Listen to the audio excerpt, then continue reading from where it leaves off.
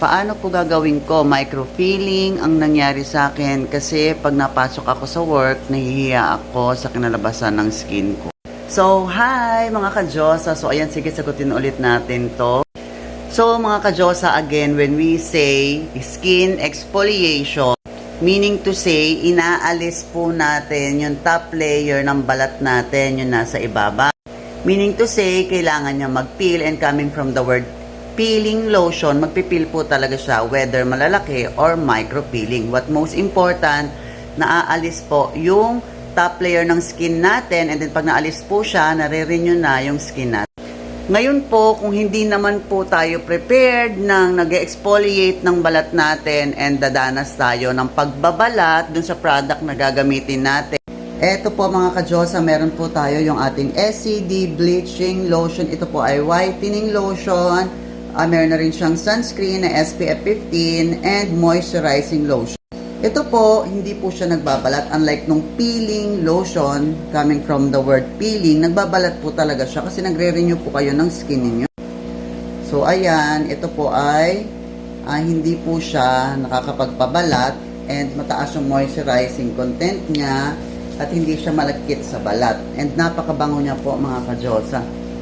Para ka nang nakapabango and napakalambot niya sa skin. And yes, whitening lotion din po siya. Ito po yung gamit namin after namin mag-peeling lotion. Or kung ayaw nyo nga po ng nagbabalat, pwede naman pong ito na lang po ang gamitin natin kung hindi po tayo prepared na nagbabalat po yung skin natin.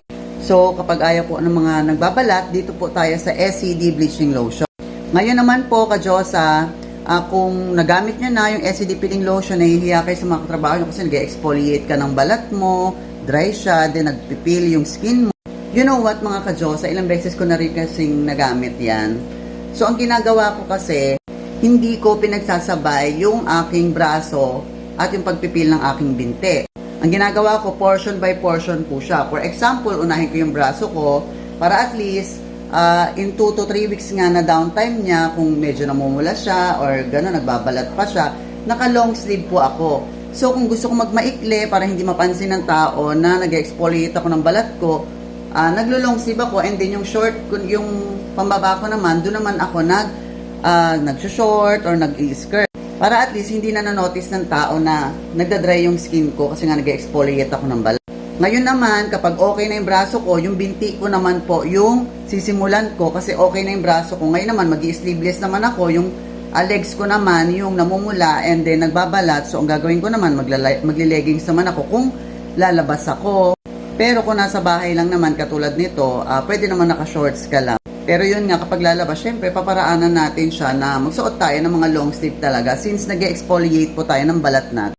Tapos yung iba naman, ang problem naman nila, late naman sila nagbabalat sa body nila, hindi ito nagbabalat. Ito naman si ka-Diyosa, ang problem niya naman, nagbabalat nga yung braso niya, pero ayaw niya naman nakikita ng tao na nagbabalat yung skin niya. Sus ko. So, yun nga, ang summary ng video na to. Pag ayaw po ng nagbabalat, meron po tayong SCD Bleaching Lotion, and also kapag sensitive kayo sa mga peeling effect or peeling product, dito po tayo kasi mild po si SCD Bleaching Lotion. Kapag naman plano mong mag-SCD Peeling Lotion sa katawan mo, before ka mag-start, please visit my YouTube channel, Gandang RC. Nandyan po yun sa taas nakapin. Para at least before kayo mag-start, meron kayong guidelines and preference kung ano ba yung mga pwede yung pagdaanan kapag gumamit kayo ng SCD Peeling Lotion. So, yun lang mga ka-Diyosa, and have a great day. Bye-bye!